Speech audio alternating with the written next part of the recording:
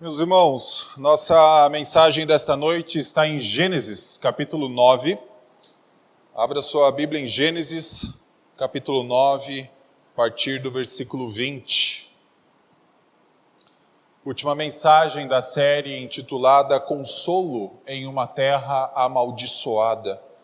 Começamos a exposição desta série lá em Gênesis 5 e avançamos até o capítulo 9.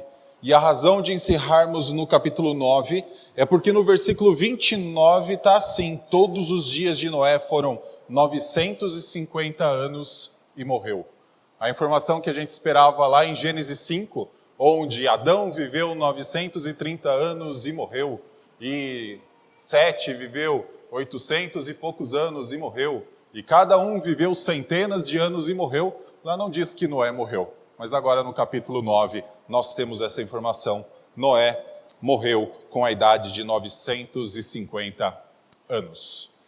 Uma das características mais interessantes entre Gênesis 5 e Gênesis 9 é o quanto estes capítulos nos lembram de Gênesis 1 e 2. Nós vimos, por exemplo, que o dilúvio é basicamente uma reversão, como se a criação voltasse ao seu primeiro estado criado, quando Deus então fez céus e terra, quando as águas ainda estavam misturadas, e depois então Deus faria uma divisão entre águas de cima e águas de baixo. O dilúvio foi quando águas de cima e águas de baixo voltaram a se misturar, e então toda a terra ficou debaixo d'água. Nós vimos também, por exemplo, que dentro da arca entraram animais conforme as suas espécies, num eco de Gênesis que fala que Deus criou cada animal, os seres rastejantes, os animais selvagens, os animais domésticos, e sempre a expressão é conforme a sua espécie. Assim também entraram na arca os animais conforme a sua espécie. Isso é Gênesis 1 sendo recuperado na narrativa da vida de Noé. Gênesis 2 parece ser relembrado por Moisés, que escreve o livro de Gênesis, quando, por exemplo, ele fala que na arca entraram Noé e sua esposa, seus 3 filhos e a esposa de cada um desses filhos. Num eco daquilo que é o casamento que o Senhor estabeleceu. Casamento entre um homem e uma mulher, como Gênesis 2 nos mostra que não era bom que o homem estivesse só, e Deus então lhe fez uma auxiliadora. Então entra na arca um casamento como o Senhor instituiu. Casamento entre Noé e sua esposa, casamento entre cada um dos seus filhos com cada uma das respectivas noras de Noé. Entra o casamento que o Senhor instituiu como Gênesis 2. Mas falta ainda um capítulo inicial de Gênesis a ser apresentado nessa narrativa da vida de Noé. E nós então chegamos a Gênesis 9, versículo 20, para relembrar que no contexto em que nós vivemos ainda existem os efeitos narrados em Gênesis 3. A queda não pode ser esquecida. Sim, uma nova criação parece estar diante de Noé e de seus filhos, mas o pecado ainda é uma realidade. E para o pecado, nenhum descendente de Adão, por si só, é capaz de superar os seus efeitos. É necessário um segundo Adão. Nenhum novo Adão, como filho de Adão, consegue reverter os efeitos da queda. Somente um segundo Adão o pode fazer. Então peço que você acompanhe a leitura a partir do versículo 20. Sendo Noé agricultor, passou a plantar uma vinha. Bebendo do vinho, embriagou-se e ficou nu dentro de sua tenda. Cã, pai de Canaã, vendo a nudez do pai, foi contar isso aos seus 2 irmãos que estavam do lado de fora. Então Sem e Jafé pegaram uma capa, puseram-na sobre os seus próprios ombros e, andando de costas e com os rostos desviados, cobriram a nudez do pai, sem que a vissem. Quando Noé despertou do seu vinho, soube o que o filho mais moço havia feito. Então disse: maldito seja Canaã, seja servo dos servos para os seus irmãos. E continuou: bendito seja o Senhor Deus de Sem, e Canaã lhe seja servo. Que Deus engrandeça Jafé, e que ele habite nas tendas de Sem, e Canaã lhe seja servo. Noé, depois do dilúvio, viveu ainda 350 anos. Todos os dias de Noé foram 950 anos. E morreu. Vamos orar? Senhor Deus, um dos maiores privilégios do teu povo é poder se reunir, ó Pai, para te adorar. E o Senhor, ó Pai, não apenas exige que te cultuemos, mas também, ó Pai, nos agracia com momentos de edificação, tanto em cada cântico que cantamos, quanto nas orações que fazemos e que temos a certeza que chegam até o Senhor, quanto também no momento em que a Tua palavra é exposta. Por isso, ó Pai, mais uma vez nós nos colocamos diante dela, sabendo que este é um privilégio, sabendo que esta é uma graça Tua para nossas vidas. Por isso nós pedimos que o Senhor a ilumine em nossos corações e mentes, para que vivamos vida reta e justa diante dos Teus olhos. Essa é a nossa oração no nome santo de Cristo. Amém. Meus irmãos, o livro de Gênesis foi escrito por Moisés no famoso período de travessia do povo hebreu entre o Egito e Canaã. Naquele momento de 40 anos que se prolongaria, possivelmente no início desses 40 anos, nós encontramos então Moisés entregando este livro de Gênesis para o povo hebreu. Talvez como alguém que lê histórias ao pé de uma fogueira para um grande grupo, Moisés narrava os grandes feitos do Senhor na vida dos patriarcas, inclusive na vida de Noé antes deles. E assim, Moisés apresentava o grande cenário diante do qual o povo hebreu estaria. E um dos aspectos mais importantes deste cenário tinha a ver com o papel que o povo hebreu, Israel, teria na terra de Canaã. Eles estavam deixando o Egito para trás, estavam possivelmente na região do Monte Sinai, mas ali não era o destino deles. O Senhor havia prometido a Abraão, Isaque, Jacó, todos os 12 patriarcas, e agora estava prometendo ao povo hebreu que eles adentrariam a terra de Canaã e habitariam nessa terra. Só que qual que é a grande dificuldade? Esta já era uma terra habitada.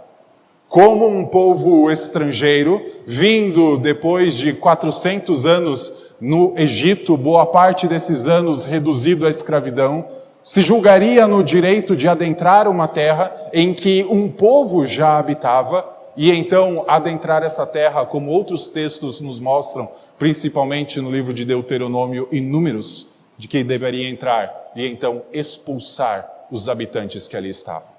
Qual o direito que os hebreus tinham de adentrar a terra de Canaã? Qual a razão do porquê eles poderiam expulsar os habitantes que há séculos já estavam estabelecidos ali? O texto de Noé, o texto de Gênesis, capítulo 9, versículo 20 em diante, nos ajuda a entender um pouco do porquê o povo hebreu poderia ser um instrumento de justiça nas mãos de Deus contra os habitantes de Canaã. Mas antes disso, nós precisamos entender algumas coisas. Noé saiu da arca, junto com os seus familiares, junto com os animais que permaneceram 1 ano dentro daquela arca com ele. E ele então está diante da criação do Senhor, agora sem, pelo menos, todos aqueles que praticavam e multiplicavam o seu mal sobre a face da terra. E Noé está diante deste novo cenário, mas Noé é confrontado com talvez o mais profundo e triste de todos os contextos. Aquele que se passa dentro do próprio coração de cada ser humano.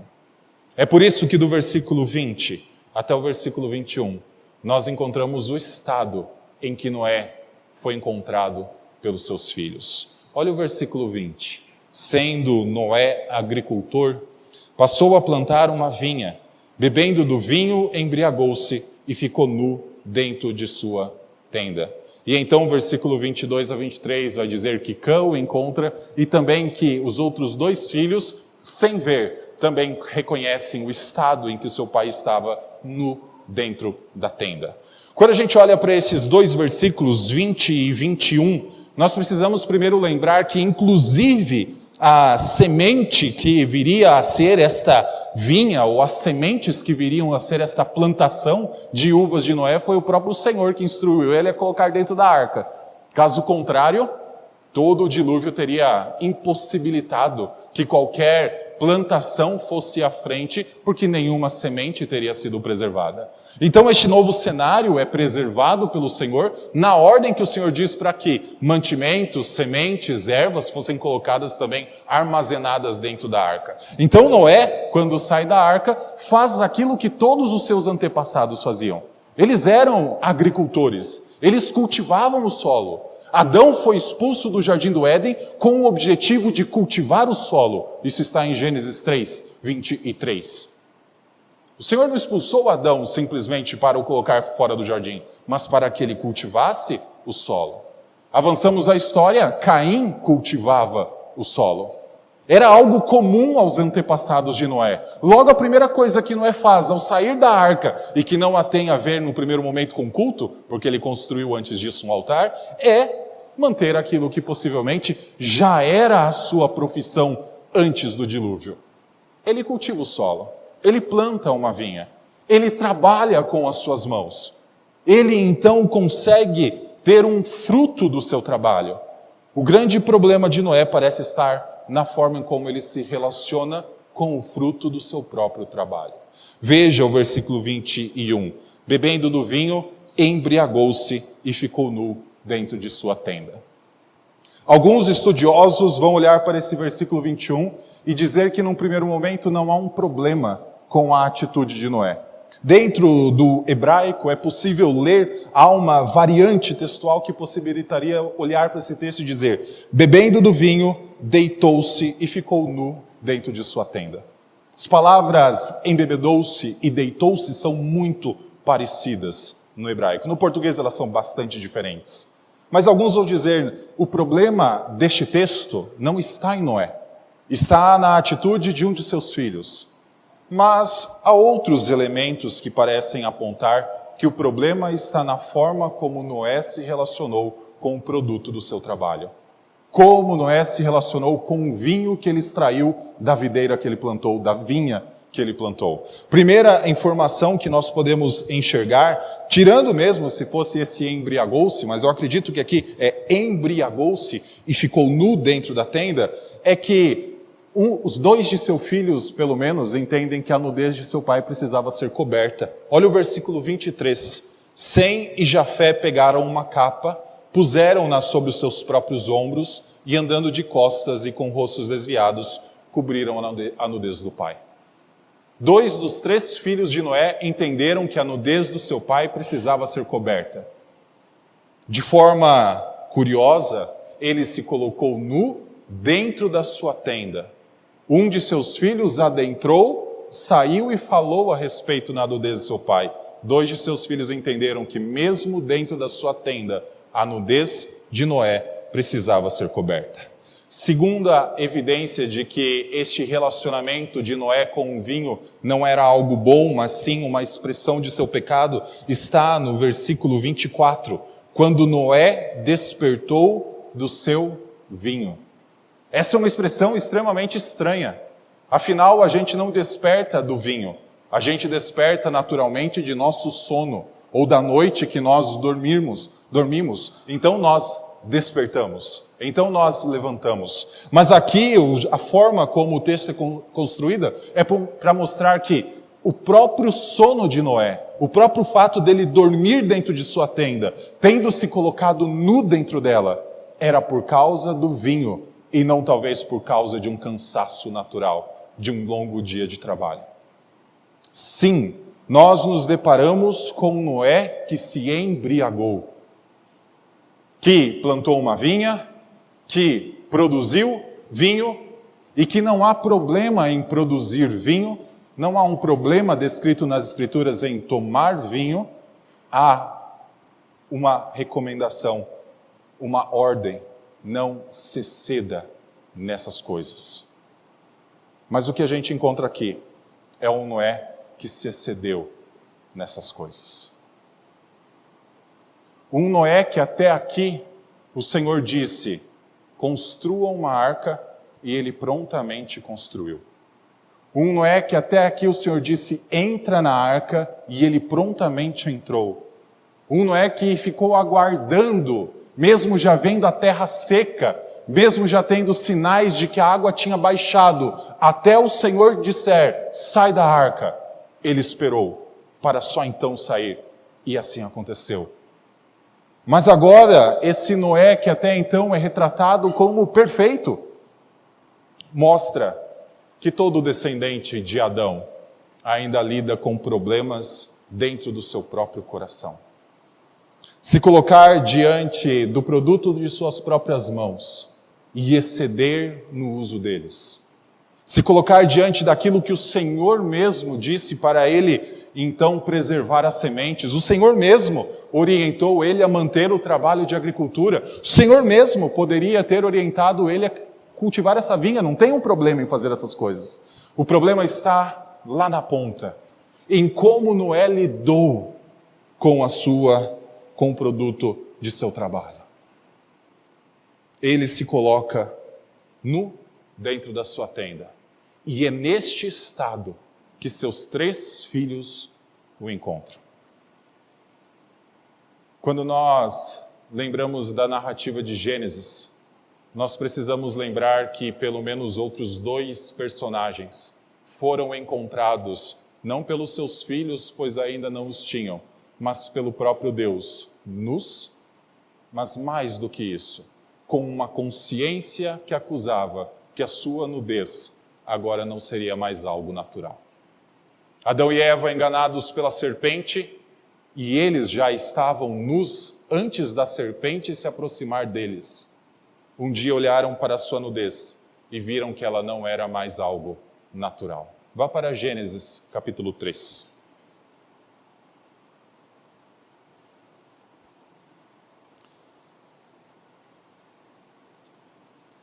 No versículo imediatamente anterior a Gênesis 3, 2:25, é dito assim: ora, um e o outro, o homem e sua mulher, estavam nus e não se envergonhavam. Agora vá para Gênesis 3, versículo 6.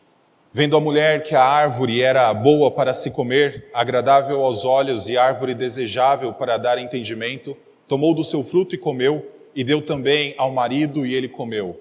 E imediatamente após o ato de comerem, abriram-se os olhos de ambos, e percebendo que estavam nus, costuraram folhas de figueira e fizeram cintas para si. Por que da mudança entre aqueles que já estavam nus, mas agora se envergonham da sua nudez? No meio do caminho há uma serpente, ao diabo, que se apresenta a eles e então começa a mostrar que existe uma alternativa à boa palavra de Deus. Uma alternativa extremamente ruim. Um teólogo chamado Bruce Waltke, ele aponta para um aspecto desse versículo 1. Ele fala o seguinte: há um jogo de palavras quando apresenta a serpente. Quando fala assim, a serpente mais astuta, no hebraico poderia ser a serpente a mais nua de todos os animais. É claro, a gente poderia pensar num animal sem pelos como é uma serpente. Mas aqui possivelmente o jogo é, aqueles que estavam nus se aproximaram daquela que tinha uma nudez não mais natural. Traduzido aqui perfeitamente com uma palavra astuta. Perspicaz para caminhos tortos. E então eles começam a olhar para a sua própria nudez como um objeto de sua vergonha. O que nós encontramos lá em Gênesis capítulo 9 é um Noé que voltou ao mesmo estado de seu antepassado Adão. Um Noé que se colocou por conta de sua embriaguez. Assim como Adão um dia comeu, Noé aqui bebeu e se colocou nu dentro da sua tenda. Todo mundo poderia ler a história de Noé até antes desse versículo 20. E então se deparar com uma pessoa extremamente pronta para obedecer a Deus. E que lá atrás foi dito que foi o único encontrado como justo aos olhos do Senhor. E talvez esperar que é o Noé, o grande representante da humanidade, o grande descendente esperado em Gênesis 3,15. Mas os versículos 20 e 21 do capítulo 9 nos mostram que Noé é um novo Adão. Assim como eu e você, sozinhos, com nossas próprias forças, com nosso próprio trabalho, com o nosso próprio lidar com as coisas de Deus, poderíamos ser contados como novos Adãos. Não há uma diferença em nossas decisões à parte de Cristo. Nós também lidamos, quando nós nos afastamos da palavra de Deus, de forma equivocada com o produto de nosso próprio trabalho. Nós, sem saber que nós somos mordomos, e é a palavra de Deus que fala que nós somos mordomos das coisas que o Senhor nos dá, podemos nos relacionar com o dinheiro esbanjando, simplesmente para atender os nossos prazeres. Dinheiro é o produto do nosso trabalho. Mas nós somos inclinados, como Noé estava inclinado, a lidar de forma inadequada com o produto de nossa própria força laboral. Meus irmãos, nós não precisamos de novos Adãos. Nós precisamos de um segundo Adão. Muitas pessoas continuam a se apegar a grandes líderes por conta de seus carismas ou por conta dos sinais que supostamente eles operam, como se então eles fossem novos messias, como se eles fossem então pessoas capazes de libertar-nos de nossas mazelas. Saiba que aqueles que são iguais a nós não são capazes de lidar com o pecado sozinhos, como nós também não somos. Nós, em situação semelhante à de Noé, faríamos coisas semelhantes a que Noé fez. Antes de passar para a segunda parte, quero trazer uma aplicação para nós aqui. E tem a ver com embriaguez e nudez. Nossos dias vão dizer que embriaguez e nudez são uma expressão de liberdade. Mas, na verdade, são expressões de uma escravidão. A revolução sexual que existe em nossos dias, a promiscuidade que avança mais e mais, diz que não há problema com a vestimenta que você usa. Na verdade, você tem que expressar aquilo que você quer expressar.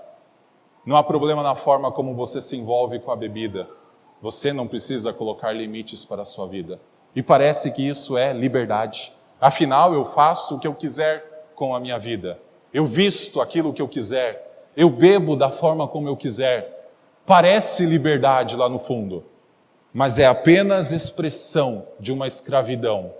Para um crente, de uma escravidão da qual o Senhor Jesus Cristo já libertou. Para outros, de uma escravidão que ainda estão.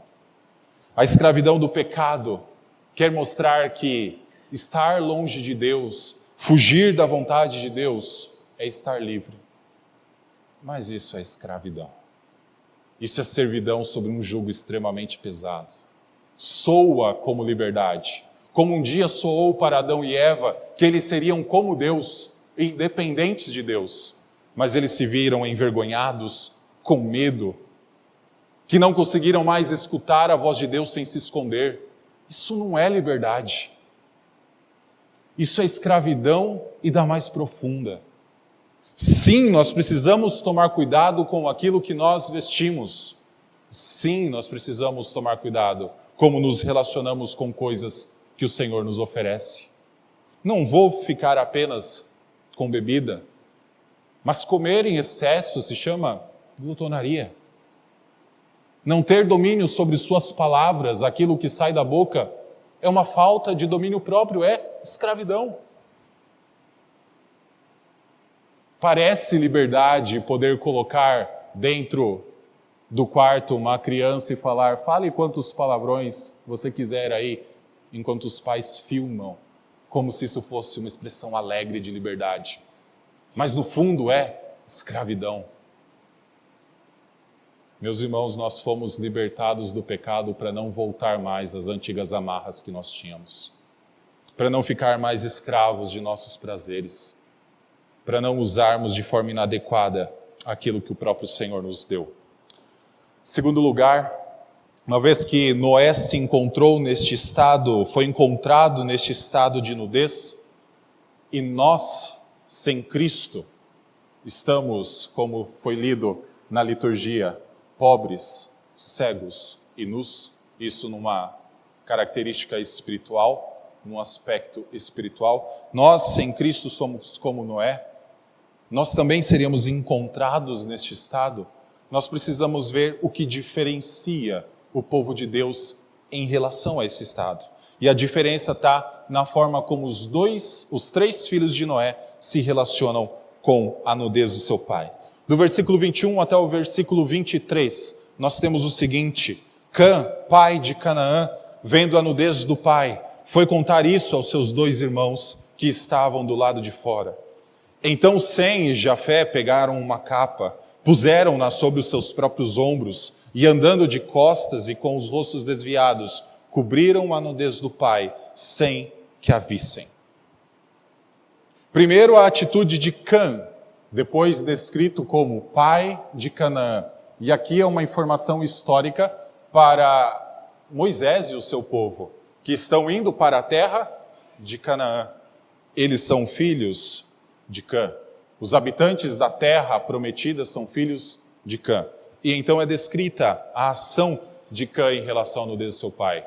Ele vê essa nudez e ele possivelmente se relaciona com a nudez de seu pai como se isso fosse normal, a tal ponto dele sair da tenda e então proclamar a nudez de seu pai.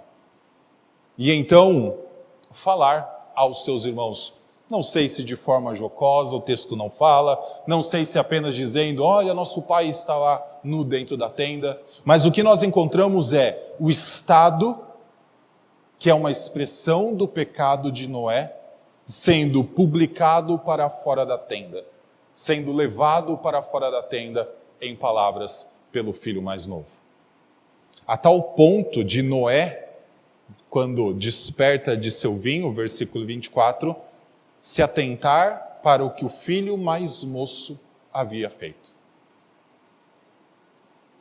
Há um problema no estado de Noé, mas há um problema na atitude de Cã. Cã é como uma serpente dentro do jardim do Éden, que ao invés de levar a pessoa para mais próxima de Deus, tenta levar esta pessoa para mais longe do Senhor. Como que ele faz? Apontando para a nudez de seu pai. Lembre-se, Adão e Eva estavam nus, mas sua nudez só teve a atenção, só atraiu sua própria atenção após contato com a serpente. Por ora, fique apenas com isso. Nós vamos voltar depois para o versículo, na verdade vamos avançar para o versículo 26 e ver como Noé lida com essa atitude do filho mais moço. Mas tem a atitude dos outros 2 filhos, versículo 23, em que Sem e Jafé, então, tendo ouvido o que Cã proclamava, pegam uma capa, voltam-se de costas até a tenda, adentram ela e cobrem a nudez do pai sem olhar. Somente nessa descrição da atitude de Sem e Jafé, nós já podemos olhar que a atitude de Cã antes de olhar já era um pecado.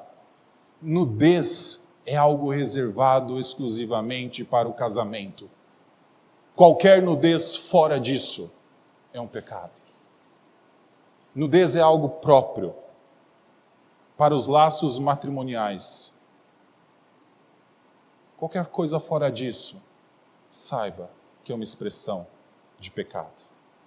A tal ponto de Sem e Jafé, então, cobrir sem olhar. Mas Sem e Jafé estão fazendo isso como uma expressão daquilo que o Senhor ensinou o seu povo a fazer. Volte para Gênesis capítulo 3.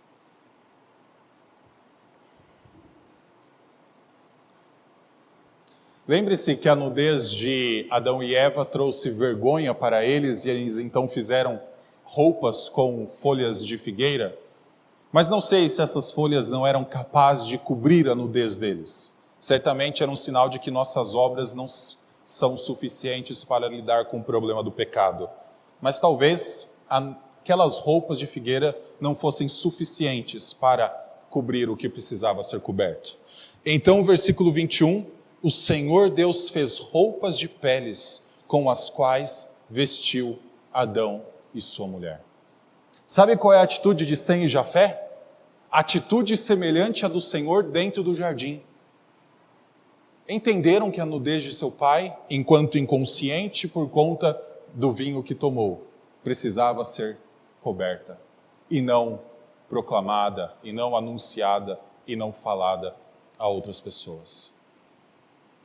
Essa é a forma como nós podemos pensar em como o povo de Deus pode lidar com o pecado.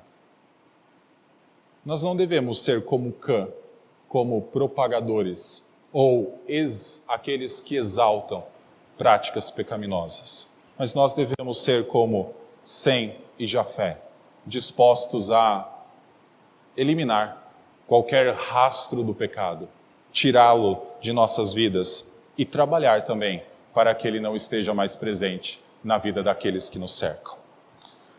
Sem e Jafé então cobrem o seu pai, a nudez de seu pai, mas Noé desperta do vinho.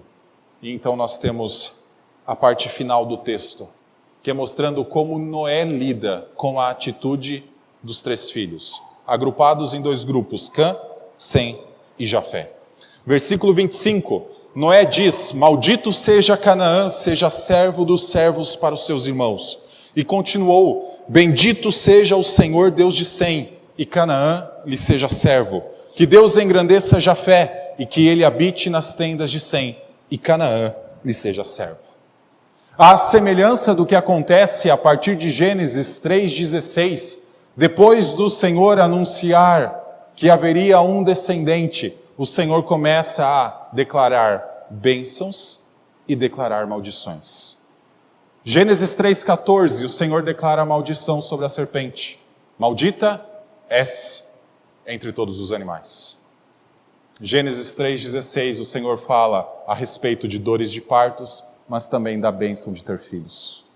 Gênesis 3,17, Deus fala que a terra é maldita, mas no versículo 18 fala que ainda assim, bênção de produzir frutos seria possível através da agricultura. Aqui nós encontramos um conjunto semelhante. Primeiro, em relação a Canaã. Curiosamente, não em relação a Cã. Afinal, Cã é quem tem a atitude errada em relação ao estado do seu pai. Mas Noé volta-se para Canaã, dizendo: maldito seja Canaã. 2 são as possibilidades do porquê da escolha de Canaã e não de Cã. A primeira delas é a seguinte: Noé, que é quem está amaldiçoando um de seus descendentes, só pode amaldiçoar seus netos, não pode amaldiçoar seus filhos. Razão disso está no capítulo 9, versículo 1. Deus abençoou Noé e seus filhos. Assim como um dia Balaão precisou dizer: como eu posso amaldiçoar aquele que o Senhor abençoou? Nós estamos diante do mesmo cenário. Apesar da atitude de Cã, Cã já tinha sido abençoado por Deus.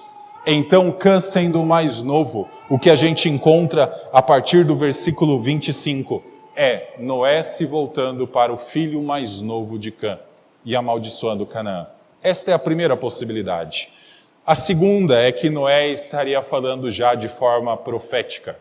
Noé, como um pregador da justiça, como anunciado em 2 Pedro capítulo 2, já também estaria anunciando aquilo que seria o relacionamento entre os hebreus e o povo cananeu que habitava a terra prometida. Uma vez que eles foram declarados malditos por Noé, então o povo hebreu seria utilizado como instrumento da justiça de Deus. Se nós voltarmos às páginas das Escrituras, nós vamos encontrar que maldição semelhante já foi proclamada pelo próprio Deus. Volte para Gênesis 3,14 e você encontrará a serpente, no mesmo termo, sendo amaldiçoado como Canaã o foi. Gênesis 3,17, a terra sendo amaldiçoada nos mesmos termos que Canaã o foi. Gênesis 4, versículos 11 e 12, Caim sendo amaldiçoado de forma idêntica à de Canaã. Basicamente, o que a gente encontra aqui é o Senhor fazendo distinção entre dois povos, distinção entre duas descendências. Afinal, da arca saiu apenas uma família. E a expectativa, uma vez que todos os outros habitantes da terra, que foram identificados em Gênesis 6 como aqueles que propagavam e cada um dos seus pensamentos eram maus o dia todo, a expectativa é, uma vez que eles foram eliminados, acabou o mal. Mas nós encontramos um Noé embriagando-se, um Cã se deleitando de alguma forma nessa nudez, expondo a seus irmãos. E nós encontramos então o Senhor, por meio de Noé, amaldiçoando Canaã. Assim como Caim era um descendente espiritual de Satanás, Canaã, esse povo que viria a habitar a terra de Canaã depois, também seriam descendentes espirituais de Satanás. Razão pela qual o Senhor diz que o povo hebreu deveria adentrar aquela terra para possuir, e não fazer aliança, mas expulsar os habitantes daquele lugar. Sim, o Senhor faz distinção entre povos. Versículo 26, depois de Noé bendizer a Deus, Noé abençoa Jafé e abençoa Sem. Especificamente, abençoando Sem. É de Sem que vem o povo hebreu. É de Sem que vem aqueles que Noé está conduzindo pelo deserto. E aqui o Senhor está mantendo um outro cenário de Gênesis 3. O cenário que ele utilizaria para salvar o seu povo. Um cenário que é maior simplesmente do que contemplar uma criação que foi restaurada após dilúvio. Um cenário que é maior do que contemplar animais, plantas crescendo e se desenvolvendo novamente. Um cenário que nós podemos olhar para Gênesis 3,15 e enxergar como sendo o cenário de inimizade entre a descendência da mulher e a descendência da serpente. Sem, aqui claramente sendo abençoado, ele é vinculado a toda a genealogia de Adão, chamada de genealogia bendita pelos estudiosos. Aquela genealogia que encontrou homens como, por exemplo, Enoque, que andou com Deus. Ou a genealogia que encontrou Noé, que também andava com Deus. Sem é abençoado de uma forma bastante semelhante. Canaã, por sua vez, é identificado com aqueles para os quais não há volta. Não existe perspectiva de salvação para Satanás. Por isso, o universalismo é uma grande heresia. Não existe perspectiva que essa terra continue sendo como ela é. Ela está sendo entesourada para fogo. Ela precisa ser destruída para que dê lugar a novos céus e nova terra, porque o Senhor a amaldiçoou. Não existia a perspectiva de salvação para Caim. Não existia a perspectiva de salvação para a terra de Canaã. Por isso o Senhor estava conduzindo, como nós estamos estudando no livro de Números, na nossa escola bíblica dominical, o seu exército para aquela terra. E aqui eu trago a segunda aplicação, caminhando também para o final. Nudez e embriaguez jamais serão sinônimos de liberdade. São sinônimo de escravidão. E nós precisamos ter a ciência de que o Senhor faz diferenciação entre o seu povo e outros povos.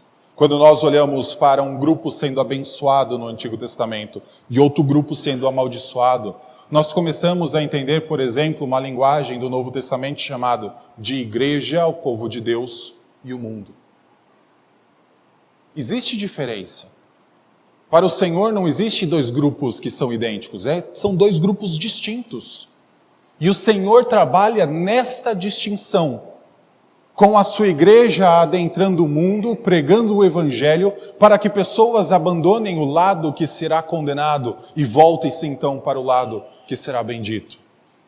O Senhor precisa, Ele estabeleceu uma inimizade, Ele estabeleceu uma distinção, e Ele trabalha com esta distinção. É por isso que um autor como Tiago vai dizer lá no capítulo 4 que a amizade com o mundo é inimizade com Deus. Não é possível a gente querer viver como o mundo vive, sem entender os danos que suas práticas trazem para a nossa vida. Ah, mas todo mundo se embriaga. Ah, mas todo mundo lida com os seus prazeres da forma como quer viver. Ah, mas hoje em dia não tem problema, os tempos falam de vestimentas completamente diferentes. Meus irmãos, os tempos não são necessariamente os nossos tempos, porque nossa pátria não é daqui, mas nossa pátria é celestial. Nosso comportamento tem que ser diferente, não porque somos pessoas na natureza diferente, ainda somos novos Adãos, mas porque em Cristo Jesus nós somos feitos pessoas diferentes. Cristo Jesus é aquele que cobriu nossa nudez. É aquele que nos resgatou de nossa escravidão. É aquele que nos tirou de um império de trevas, para que nós não busquemos mais viver como todo mundo vive. Se todo mundo faz, não é para nós fazermos também. O grande exemplo ao qual seguir é o do próprio Cristo. E a razão é que Ele é aquele que cobre a nossa nudez. Por isso, em Apocalipse 3, que nós lemos na liturgia deste culto, nós vimos que aqueles que estão em pecado, aqueles que estão afastados de Deus, a eles é recomendado: comprem vestes de Cristo. Comprem vestes brancas, vestes que simbolizam a santidade de Cristo. Meus irmãos, é somente Cristo que pode tirar os traços de nosso passado. É somente Cristo, o segundo Adão, não um novo Adão, que pode então fazer com que, ao invés de nos amoldar com este mundo, nós vivamos vidas diferentes. Se nós queremos fazer diferença em meio ao mundo, se nós queremos pregar o Evangelho e fazer discípulos em meio ao mundo, saiba que nós precisamos viver diferente do que o mundo vive. Caso contrário, como nosso Senhor Jesus Cristo disse, nós seremos um sal sem sabor. Nós seremos apenas trevas em meio ao mundo e não mais uma luz que brilha radiante. Nós precisamos reconhecer que há ainda sombras de nosso passado em nosso coração. Mas nós precisamos nos aproximar de Cristo por meio da sua palavra, por meio dos meios de graça que Ele deixa para nossas vidas, para que mais e mais essas trevas diminuam, para que mais e mais resquícios de um passado sumam e mais pareçamos com aquele que nos chamou para a sua maravilhosa luz. Vamos orar? Grandioso Deus, nós somos gratos, porque nós não merecemos as dádivas que o Senhor nos concede. Nem mesmo o fruto de nosso trabalho é simplesmente mérito de nossas mãos.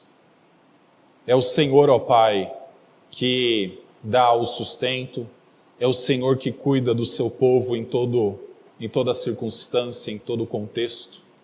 Por isso nós te agradecemos. E te agradecemos de forma especial, porque o Senhor não permite que nós ignoremos qualquer resquício do velho homem que ainda existe em nosso coração. É por isso que o Senhor ordena que nós batalhemos contra ele e nos revistamos de Cristo Jesus. Ó Deus, que possamos fazer isso ao longo da semana que se inicia hoje, que possamos fazer isso ao restante de nossa vida, que mais e mais desejemos ser como nosso Senhor, que mais e mais ansiemos ser como cidadãos de uma pátria que é celestial, e que não nos amoldemos, ó Pai, às características, às marcas que definem esse mundo. Essa é a nossa oração, sabendo que são os méritos de Cristo, ó Pai, que proporcionam que pensemos de forma diferente e que vivamos de forma diferente. É somente pela Tua graça. Por isso nós somos gratos. No nome santo de Cristo. Amém.